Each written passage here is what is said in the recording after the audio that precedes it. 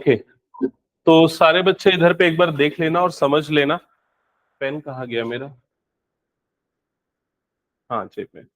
तो एक बार देख लेना और समझ लेना पार्शियल फ्रैक्शन इनफैक्ट है क्या। तो जैसे आपको यहाँ पर एक टर्म दिख रहा है ना, P X plus Q upon X minus A into X minus B, तो डिनोमिनेटर में आपको यहाँ पर फैक्टर्स दिख रहे हैं। इस तरह के एक्सप्रेशन को इंटीग्रेट करने के लिए अभी तक जो तुम लोगों ने पढ़ा है उसमें क्या करते थे, इन दोनों को मल्टीप्लाई कर देते थे, फिर क्वाड्रेटिक टर्म आती थी, फिर वो कंप्लीटिंग द स्क्वायर, ये सब करते थे। उससे आसान तरीका ये। इसमें आप क्या करो, इसमें ये जो टर्म्स आ रही ना, इसे ऐसे सिंप्लीफाई करो कि a अपॉन पहला वाला linear factor plus b upon दूसरा वाला लीनियर फैक्टर। लीनियर फैक्टर समझ रहे हो ना, जैसे ये लीनियर टर्म है ना, ये वाली जो टर्म होती है जहां पर ये स्क्वायर आ जाता है, इसको क्या बोलते हैं, क्वाड्रेटिक फैक्टर। तो a अपॉन पहला प्लस b अपॉन दूसरा, ऐसे हमें तोड़ना है और a और b की वैल्यू हमें आइडेंटिफाई करना है। ऐसा करने से क्या होगा, अगर हमें इसका इंटीग्रेशन निकालना है तो आसान हो जाता है इसका इंटीग्रेशन निकालना, क्योंकि ऐसे दो अलग अलग पार्ट में ब्रेक हो जाएगा, इंटीग्रेट इजीली हो जाएगा। ठीक है, तो सबसे पहले ये अलग अलग फॉर्मेट है लीनियर उसके, ये फर्स्ट और सेकंड लगभग एक जैसा है। फर्स्ट में क्या होता है, दो है तो a अपॉन पहला b अपॉन दूसरा। थर्ड वाले में क्या है, तीन होते हैं तो a अपॉन पहला b अपॉन दूसरा c अपॉन तीसरा, ये हो जाता है। बस एक चीज ध्यान में रखनी होती है, पार्शियल फ्रैक्शन सिर्फ तभी लगता है जब न्यूमरेटर में जो भी आपके पास पॉलिनोमियल है उसकी डिग्री छोटी हो डिनोमिनेटर की डिग्री से। जैसे यहाँ न्यूमरेटर की डिग्री क्या है, 2 डिग्री, मतलब x की सबसे बड़ी पावर। यहाँ डिनोमिनेटर की डिग्री होगी 3। समझ गए ना, क्यों 3 होगा, क्योंकि 3 लीनियर है मतलब 3 हो जाएगा। ठीक है, तो मैं इसी का एग्जांपल बताता हूं, अगर ये समझ में आ गया तो बाकी तो बन जाएगा।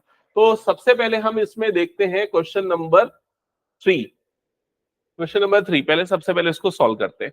तो इसके लिए पहला स्टेप क्या होगा, इंटीग्रेशन कहीं नहीं लगाना है, हम सबसे पहले ना पार्शियल फ्रैक्शन लगा रहे हैं। तो 3x minus 1 upon X minus 1 into X minus 2 into X minus 3, ये पूरे एक्सप्रेशन को हम ऐसा लिख देंगे, a upon X minus 1 plus B upon X minus 2 plus C upon X minus 3। हम इस तरीके से इसे तोड़ देंगे अलग अलग। समझ गए, ये पहला स्टेप। अब हमें क्या करना है, ए बी और सी की वैल्यू निकालनी है। तो वो वैल्यू निकालने के लिए पहले हम यहाँ पर एलसीएम लेंगे। तो इन सब का एलसीएम, इन सब का मल्टीप्लीकेशन क्या आ जाएगा यहाँ पर, x minus 1 into X minus 2 into X minus 3। क्या ये क्लियर हो गया? और a से क्या मल्टीप्लाई होगा, x minus 2 into X minus 3, ये दो टर्म। और b से क्या मल्टीप्लाई होगा, x minus 1 into X minus 3, और c से मल्टीप्लाई होगा x minus 1 into X minus 2। ये क्लियर हो गया सबको? लेफ्ट साइड में ये वाली टर्म क्या है, 3x माइनस 1 अपॉन पूरा का पूरा जो डिनोमिनेटर था, x minus 1 x minus 2 x minus 3। ठीक है, इसके बाद डिनोमिनेटर, दोनों तरफ के डिनोमिनेटर सेम है तो वो कट जाएंगे। तो अब हमारे पास क्या बच जाएगा, लेफ्ट साइड में 3x माइनस 1 और राइट साइड में a into X minus 2 b x minus 3। बाकी पूरी टर्म जैसी थी। और पार्शियल फ्रैक्शन इतना मैं बोल सकता हूं, डैम श्योर है कि उसका क्वेश्चन आएगा ही। समझ रहे हो, पक्का है कि पार्शियल फ्रैक्शन का क्वेश्चन आएगा ही, और कम से कम 4 नंबर का आएगा मिनिमम। ओके, ये हो गया पहला स्टेप जो आपको परफॉर्म करना है। इसके बाद अब हमारा ऑब्जेक्टिव है कि हम ए बी और सी निकालें। तो ध्यान से सुनना, ये सबसे इंपॉर्टेंट है। अब मुझे अगर मान लो ए की वैल्यू निकालनी है तो मुझे यहां से बी और सी को हटाना पड़ेगा। अब बी कब हटेगा, बी की वैल्यू कब हटेगी, जब एक्स की जगह पे मैं क्या डाल दूंगा, 1। एक्स की जगह पे 1 डालने से ये 1 माइनस 1 क्या हो जाएगा, 0। और यहां पर भी 1 माइनस 1 कितना हो जाएगा, 0। तो बी और सी दोनों एक साथ हट जाएंगे। समझ में आए? तो यहां पर मैं अब पुट कर दूंगा x is equals to 1। 1 put करने से ये हो जाएगा 3 इंटू 1 माइनस 1। 1 पुट करने से ये हो जाएगा a into 1 minus 2 1 minus 3 plus b into 0, और फिर जो भी आ रहा है उससे हमें कोई फर्क नहीं पड़ता क्योंकि 0 ना है। c इंटू 0, और जो भी आ रहा है उससे कोई फर्क नहीं पड़ता क्योंकि 0 हो जाएगा। ठीक है, तो ये 3 माइनस 1 मतलब कितना हो गया, 2 हो गया। यहाँ पर राइट साइड में कितना हो जाएगा, ये a इंटू माइनस 1, और ये कितना हो जाएगा, माइनस 2। क्या ये क्लियर हो गया? तो यहां पर आपको मिल जाएगा 2 इज इक्वल्स टू 2a, जिससे आपको वैल्यू कितनी मिल जाएगी, यहां पर 1। क्या ये समझ में आ गया? तो a की वैल्यू मिल गई 1। इसी तरीके से अब a मिल गया, तो अब हमको क्या निकालना है, b। तो b कब निकलेगा, जब x की जगह पे मैं क्या पुट करूंगा, 2 पुट करूंगा, क्योंकि 2 पुट करने से a और c दोनों हट जाएगा। तो अब पुट करो x के जगह पे 2, x की जगह पे 2 पुट करूंगा तो लेफ्ट साइड में क्या आ जाएगा, 3 इंटू 2 -1। ठीक है, 2 पुट करने से ये a इंटू 0 हो जाएगा, प्लस b इंटू क्या आएगा, b के मल्टीप्लीकेशन में 2 - 1 इंटू 2 - 3, प्लस c के मल्टीप्लीकेशन में भी क्या आ जाएगा, 0, तो उसको छोड़ दो। तो ये हो गया 3 2 6 -1 मतलब कितना हो गया, 5। ठीक है, ये तो 0 हो गया, ये भी 0 हो चुका है, और b का कोफिशिएंट कितना आएगा, ये 1, और इधर पे नहीं, क्यों -2 आएगा, 1 और इधर पे कितना आ जाएगा, -1, तो क्या आ जाएगा, -b इज इक्वल्स टू 5। तो यहां से आपको b की वैल्यू कितनी मिल जाएगी, -5। b आ गया -5। क्या ये समझ में आ गया? अब हमको निकालना है c, तो c निकालने के लिए क्या पुट करेंगे,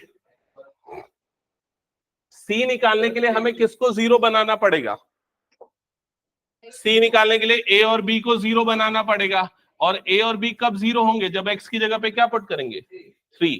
तो अब हम पुट करेंगे x के प्लेस पे 3, put x is equals to 3। तो 3 पुट करने पे ये कितना हो जाएगा, 3 इंटू 3 -1 इज इक्वल्स टू, ये a इंटू 0 हो जाएगा, नहीं लिख रहा हूं, प्लस b इंटू 0 हो जाएगा, नहीं लिख रहा हूं, प्लस c इंटू क्या हो जाएगा, 3 -1 इंटू 3 -2। ये क्लियर हो गया?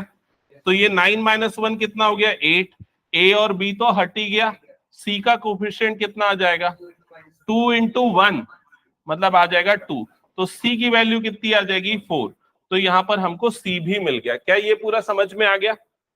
अब जो पूरा a b और c मिला है उसे उठा के सबसे पहले वाले स्टेप पे पुट कर देंगे। तो ये जो मेरा 3x - 1, एक सेकेंड इसको थोड़ा स्मॉल करके लिखता हूं।